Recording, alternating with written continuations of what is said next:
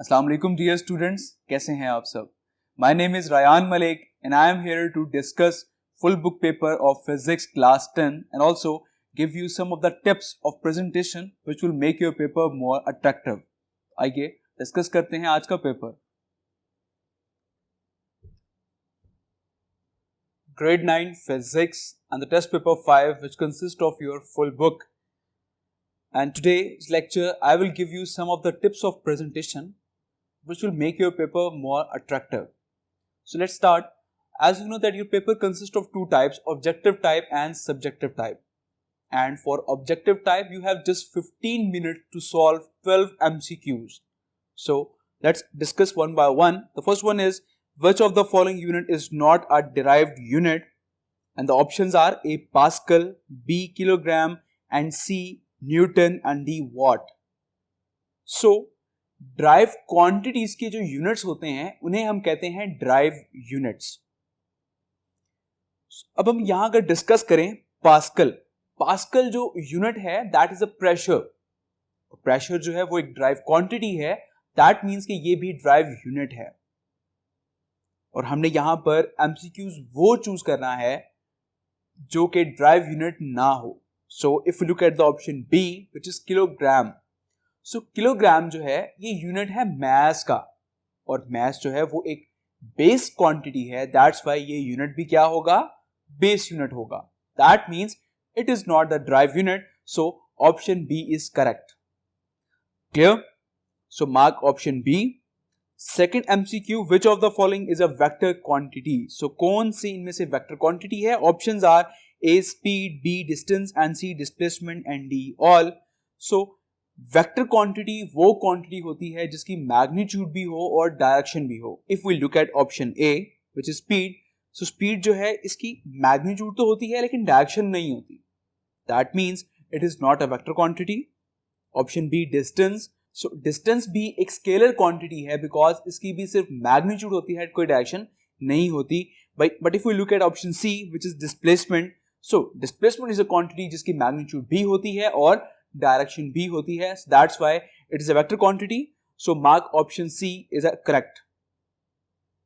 Third MCQ, when a horse pulls the cart, the action is on the. Options are A cart, B earth, and C horse, and D earth and the cart. So option D is correct, which is earth and the cart. Okay, so action जो है जब एक horse जो है वो cart को pull करता है तो action जो है वो basically earth पर भी हो रहा होता है और cart पर भी हो रहा होता है। So option D is correct. The fourth one, the number of perpendicular components of a force are. Options are A1, B2, C3 and D4.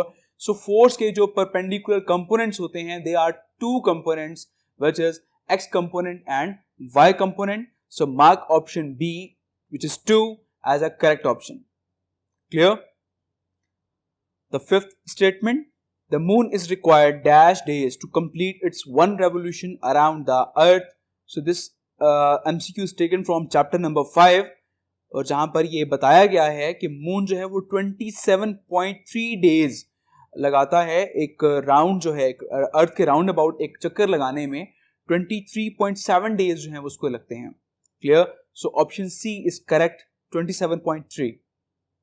Sixth MCQ, the distance of the earth from the moon, and the options are A 3,80,000 kilometer, and the B 3,40,000 kilometer, and the option C 3,60,000 kilometer, and the D 5,000 nanogram. So अर्थ से लेकर जो moon तक का distance है ये भी आपको book में गिवन है एक टेबल में, which is 3,80,000 kilometer. Clear? So option A is correct. The seventh MCQ, if the velocity of a body becomes double, then its kinetic energy will. Options are A remains the same, B becomes double, and C becomes 4 times, and D becomes half. अब MCQ में आपसे कहा गया है कि अगर एक body की वेलोसिटी डबल कर दी जाए तो उसकी काइनेटिक एनर्जी पर क्या अफेक्ट होगा। So if we recall the formula of kinetic energy, that kinetic energy is equals to 1 by 2 mv square. Now, if we are going to double the velocity, 1/2 m। अब velocity को मैं यहां पर double कर रहा हूं, now it becomes 2v, okay, and the square as it is, so 1/2 m, so 2 square it becomes 4 और v के ऊपर स्क्वायर एज इट इज आ जाएगा। क्लियर? अब यहां पर मैं इस कांस्टेंट 4 को सेपरेट लिख रहा हूं and the remaining term as it is 1/2 mv square. So as we studied that 1/2 mv square that is equals to kinetic energy, तो क्या मैं इसको रिप्लेस कर सकता हूं काइनेटिक एनर्जी से? So 4 into kinetic energy. That means कि अगर हमने वेलोसिटी को डबल किया तो हमारी काइनेटिक एनर्जी जो है वो 4 टाइम इंक्रीज कर चुकी है। Clear? So option C is correct, becomes 4 times. Clear? The 8th MCQ. Mercury is dash time denser than water. Options are A 13 times, B 76 times, and C 10 times, and D 13.6 times. So mercury जो है वो 13.6 times denser है water से. Clear? So option D is correct. The 9th MCQ. At sea level, atmospheric pressure is about. Options are A 101,3000 Pascal, B 101,300 Pascal, and C 101,100 Pascal, and D 101,100 Pascal. So the option B is correct, which is 101,300 Pascal. So B option is correct. The 10th MCQ. The amount of heat required to raise the temperature of a mass of 1 kilogram through 1 Kelvin is. Options are A latent heat, B heat of vaporization, and C specific heat, and D heat capacity. So basically this is the definition of specific heat capacity, जिसमें आप 1 kilogram mass का temperature measure करते हैं कि उसका 1 kelvin temperature increase करने में कितनी हीट रिक्वायर्ड होती है। That heat is called the specific heat capacity of that substance. Clear? So option C is correct, specific heat. 11th MCQ. Transfer of heat through waves is called. Options are A conduction, B convection, and C radiation, and D all of these. So wave के through जो radiations transfer होती हैं, heat transfer होती है, उसे हम कहते हैं radiations. Clear? So option C is correct. The 12th one. Change in volume due to heat is called. Options are A thermal expansion, B volume expansion, C Young's modulus, and D none of these. So heat की वजह से volume में expansion होना, that is called volume expansion. Clear? So option B is correct. Mark option B is correct. So I hope objective type paper आपको clear हो गया होगा। So move to the subjective type, and as you know very well that subjective type paper consist of 2 parts, the part 1 and the part 2। और part 1 को divide कर दिया जाता है फर्दर 3 क्वेश्चंस में, question number 2, 3 and 4। Her question में आपको 8 short questions given होते हैं, जिसमें से आपने कोई से बेस्ट 5 शॉर्ट क्वेश्चंस आपने अटेम्प्ट करने होते हैं, जो कि आपको बहुत अच्छे से याद होते हैं। Clear? So if we study question number 2 first, attempt any 5 parts from the following. तो आपने कोई से 5 पार्ट्स को अटेम्प्ट करना है। सो फर्स्ट ऑफ ऑल आपने उन 8 क्वेश्चंस में से आपने चूज करना है कि कौन से बेस्ट 5 शॉर्ट क्वेश्चन जो कि आपको बहुत अच्छे से याद हो, वो आपने अटेम्प्ट कर रहे हैं। And the first one is define derived quantities and give example. So आपने ड्राइव क्वांटिटीज को डिफाइन करना है और आपने इसको उसकी एग्जांपल्स भी मेंशन करनी है। अब जैसा कि इस शॉर्ट क्वेश्चन को हम प्रेजेंट किस तरह से कर सकते हैं, जैसा कि आप सेंटर में मार्कर से रोमन में या नंबर्स में आप मेंशन कर दें 1, एंड देन उसी की नीचे वाली लाइन में आपने मेन हेडिंग देनी है। लाइक इस क्वेश्चन की हम हेडिंग बना सकते हैं derived quantities. Clear? And then आपने लेफ्ट अलाइन पर आपने सब हेडिंग देनी है definition. But make sure main heading में और सब हेडिंग में एक डिफरेंस होता है। मेन हेडिंग जो होता है उसका फॉन्ट साइज थोड़ा सा लार्ज होता है और सब हेडिंग का फॉन्ट साइज थोड़ा सा स्मॉल होता है। क्लियर? और ये आप डिफरेंशिएट कर सकते हैं इजीली। अगर आप 2 तरह के मार्कर्स आपके पास हों तो आप इसको इजीली डिफरेंशिएट कर सकते हैं। And that markers are 605 and 604। 605 जो होता है वो मेन हेडिंग के लिए यूज किया जाता है और 604 जो है वो सब हेडिंग्स के लिए यूज किया जाता है। क्लियर? सो अब डेफिनेशन के बाद आपने उसकी डेफिनेशन को फर्दर वहां पर मेंशन करना है. The definition are those physical quantities which are expressed in terms of base quantities are called derived quantities. Okay, अब जैसे कि यहाँ पे हमने एग्जांपल्स ही मेंशन करनी है, तो अगेन हम लेफ्ट अलाइन पर सब हेडिंग देंगे एग्जांपल्स, एंड देन आपने उसकी एग्जांपल्स भी यहाँ पर मेंशन करनी है which are area, volume, speed, force, और कोई सी भी आप एग्जांपल्स वहां पर मेंशन कर सकते हैं, and etcetera. Clear? The second short question, define prefixes. अब जस्ट यहाँ पर आपने प्रीफिक्सेस को डिफाइन करना है, but it is much better कि अगर आप वहां पर कोई एग्जांपल्स भी कोड कर दें.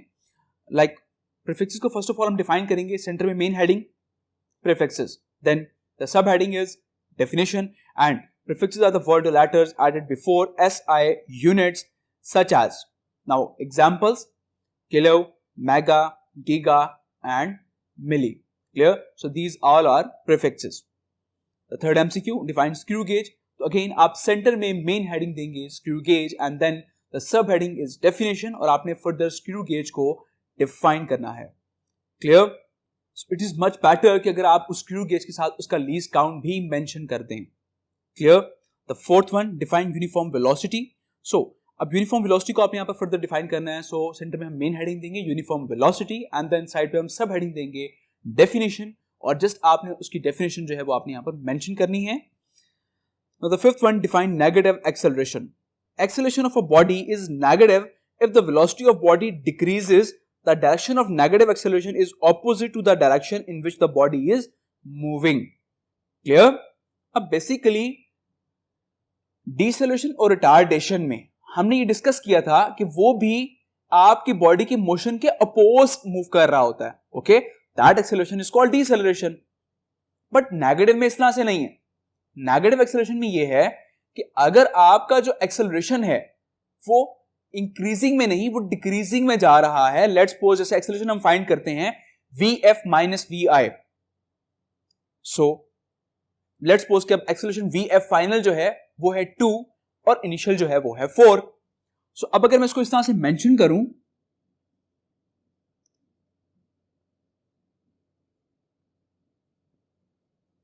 सो अब अगर लेट्स सपोज के vf जो है वो 2 है और vi 4 है, और टाइम लेट्स सपोज के 1 सेकेंड है. सो 2 माइनस 4 करूंगा तो मेरे पास आंसर आ जाएगा 2. दैट मीन्स कि अब मेरा एक्सेलरेशन जो है वो नेगेटिव हो चुका है. अब इस नेगेटिव एक्सेलरेशन को मैं कहूंगा कि ये क्या है, डीसेलरेशन है. Okay, clear? So I hope आपको नेगेटिव में और डीसेलरेशन में या रिटार्डेशन में आपको फर्क क्लियर हो गया होगा.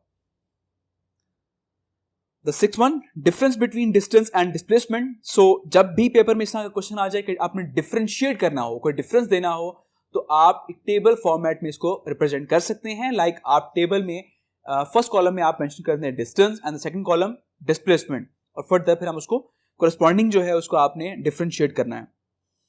The seventh one, define Newton first law. So अब न्यूटन फर्स्ट लॉ को आपने स्टेट करना है. रिमेंबर वन थिंग, जब भी पेपर में कोई लॉ आ जाए तो लॉ की डेफिनेशन नहीं होती, लॉ की हमेशा स्टेटमेंट होती है. सो सेंटर में आप मेन हेडिंग देंगे Newton first law of motion, and then left line पर आप सब हेडिंग देंगे स्टेटमेंट. ओके, एंड देन आपने इसको स्टेट करना है. Newton first law of motion state that a body continues its states of rest or of uniform motion in a straight line provided no net force acts on it. Clear? The eighth short question, write any two methods of reducing friction. So कोई से भी दो methods आपने यहाँ पर mention करने हैं. So the first one is making the surface smooth and the second one lubricating the sliding surface. तो कोई से भी दो methods आप यहाँ पर mention कर सकते हैं. But the thing is कि आपने इसमें heading किस तरह से देनी है. So you can write the heading as the methods of reducing friction. Clear? So I hope question number 2 आपको clear हो गया होगा. So now move to question number 3. Again, attempt any 5 parts from the following. So again, you have to choose the best 5 short questions जो कि आपको बहुत अच्छे से याद हों. And the first one is define Newton's second law. So Newton's second law को आपने यहाँ पर state करना है. So it is much easier question. Then the second one, define perpendicular components. Again, यहाँ पर भी हम main heading देंगे perpendicular components. And then आपने उसको further define करना है, which is actually the resolution of forces. Okay, जो कि आपने पढ़ा था रेजोल्यूशन ऑफ फोर्सेस में, तो आपने बेसिकली उसी को डिफाइन करना है. The process of splitting up vectors into their component forces is called resolution of forces. And if a force is form from two mutually perpendicular components, then such components are called its perpendicular components. Clear? And the third one is define rigid body, तो आपने rigid body को define करना है, तो centre में आप main heading देंगे rigid body and then सब हेडिंग देंगे आप डेफिनेशन। तो आपने इसको फर्दर डिफाइन करना है कि रिजिड बॉडी वो बॉडी होती है जो कि एक large number of small particles पर कंसिस्ट करती है, और जब आप उस बॉडी पर फोर्स अप्लाई करें तो फोर्स अप्लाई करने से उस पार्टिकल्स के उस बॉडी के जो पार्टिकल्स हैं वो फर्दर मूव नहीं करते। दैट मीन्स कि वो बॉडी क्या है, रिजिड है, ठोस है। Okay, and the six one define movement arm, तो आपने जिस मूवमेंट आर्म को डिफाइन करना है, सेंटर में आप मेन हेडिंग देंगे moment arm and then the sub heading is definition. The perpendicular distance between the axis of the rotation and the line of action of the force are called the movement arm of the force. Clear? The fifth one is define equilibrium. So आपने equilibrium को define करना है। equilibrium क्या होता है? So if no net force acts on the body, a body is in equilibrium, thus remains at rest or moves with uniform velocity. Clear? And the sixth one define law of gravitation. Again यहाँ भी अब law आ चुका है, law of gravitation. तो आपने इसको just state करना है। सेंटर में आप मेन हेडिंग देंगे law of gravitation and then आपने उसको स्टेट करना है that every body in the universe attracts every other body with a force which is directly proportion to the product of their masses and inversely proportion to the square of the distance between them. Clear? So I hope ये short question आपको clear हो गया होगा। Now the seventh short question, what is artificial satellite? So अब यहां पे आप main heading देंगे artificial satellite and then you can write the answer as an object that revolves around a planet is called satellite. So these satellites are of two types and they are natural and artificial. So natural जो है like for example the sun and the moon, they are the natural satellites, and the artificial which scientists made and sent in the space, these satellites are called the artificial satellites. Clear? Now the eighth short question, what speed is required to the artificial satellite for revolving around Earth? अब artificial satellite को क्या speed होनी चाहिए कि वो अर्थ के surrounding में revolve कर सके? As you know very well, earth जो है वो अपना एक रेवोल्यूशन 24 आवर्स में कंप्लीट करता है। अब हमारे जो सैटेलाइट हैं, मींस आर्टिफिशियल सैटेलाइट, इसकी भी स्पीड हमने अर्थ के साथ मैच करनी होती है ताकि जिस स्पीड से आपका अर्थ मूव कर रही है सेम वैसे ही सैटेलाइट भी मूव करे, ताकि अर्थ और सैटेलाइट के दरमियान जो कम्युनिकेशन है उसमें किसी किस्म का कोई गैप ना हो, कोई डिस्टॉर्शन ना हो, वो एक ही पॉइंट से लिंक्ड हो और वो एक ही पॉइंट से अपनी कम्युनिकेशन कर रहे हो। क्लियर? सो आई होप ये पार्ट आपको क्लियर हो गया होगा। So now move to the part 4, attempt any 5 parts from the following. The first one is define kinetic energy. So आपने जिस काइनेटिक एनर्जी को डिफाइन करना है, सेंटर में हम मेन हेडिंग देंगे kinetic energy and then the sub heading is definition. A body possesses kinetic energy if it is in the motion due to its velocity. The energy possessed by a body due to its motion is called its kinetic energy. Okay, आप just अगर इसको definition लिखते हैं, the energy possessed by a body due to its motion is called its kinetic energy, that is enough.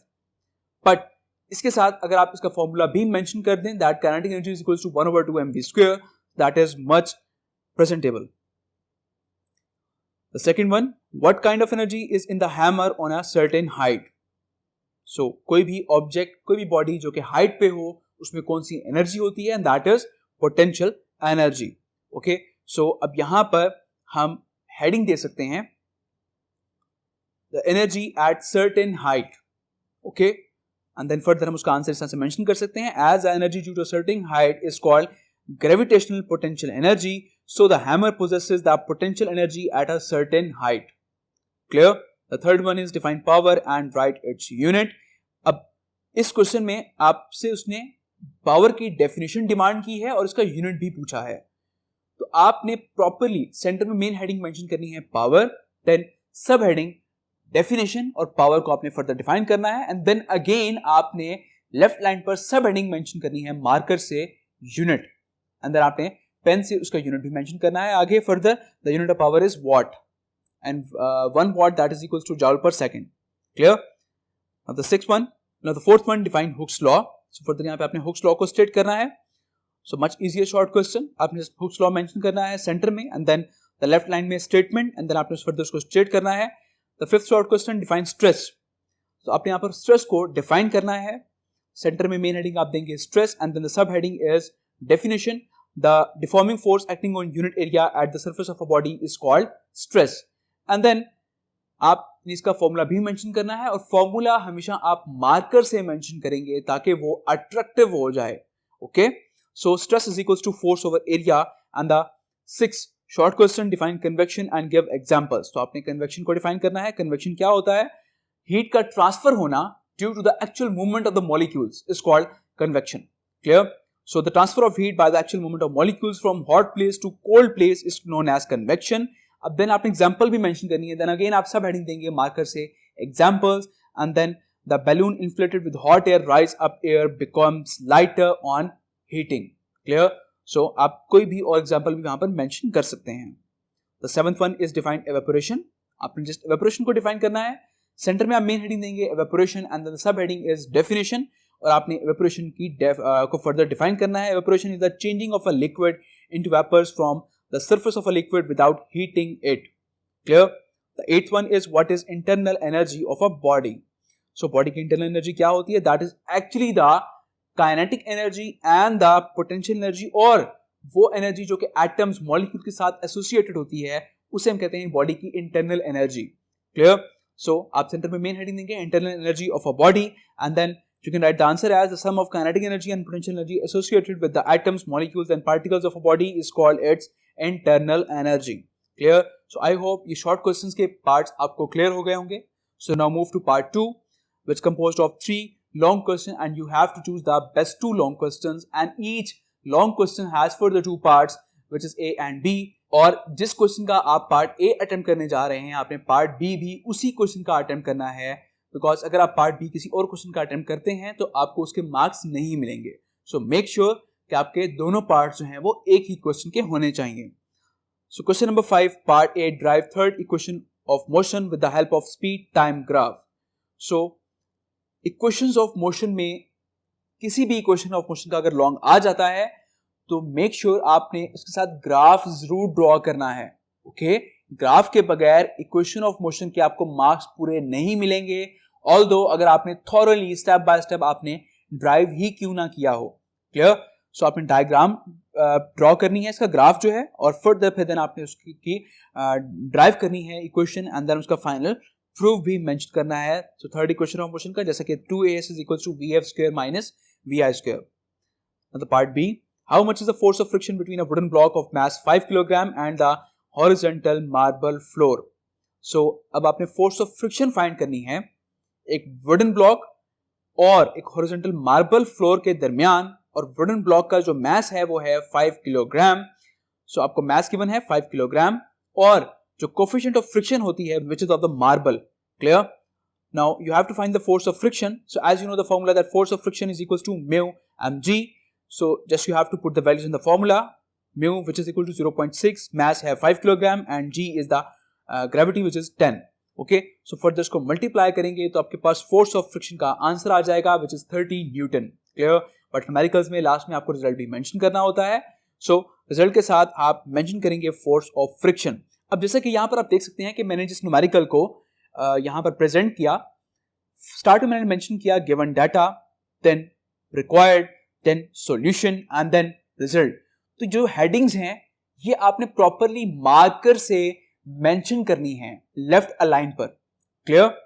And then उसके आगे जो सब कुछ जो डाटा में गिवन है, सॉल्यूशन है, रिक्वायर्ड है, ये सब फर्दर आप पेन से लिखेंगे. Clear? Now question number 6, define equilibrium and write a note on second condition of equilibrium. So अब यहाँ पर आपने equilibrium को just define करना है. स्टार्ट में डिफाइन करने के बाद आप फिर heading देंगे conditions for equilibrium. Then conditions को further आप explain करने के बाद then आप heading देंगे second condition of equilibrium, because आपसे first condition नहीं पूछी गई, आपसे second condition of equilibrium पूछी गई है. So second condition of equilibrium को further हम explain करेंगे thoroughly, and here is a complete long question. Now the part B, a 500 gram stone is thrown up velocity of 15 meter per second. Find the two parts. The first one is potential energy at its maximum height, and then the second is kinetic energy when it hits the ground.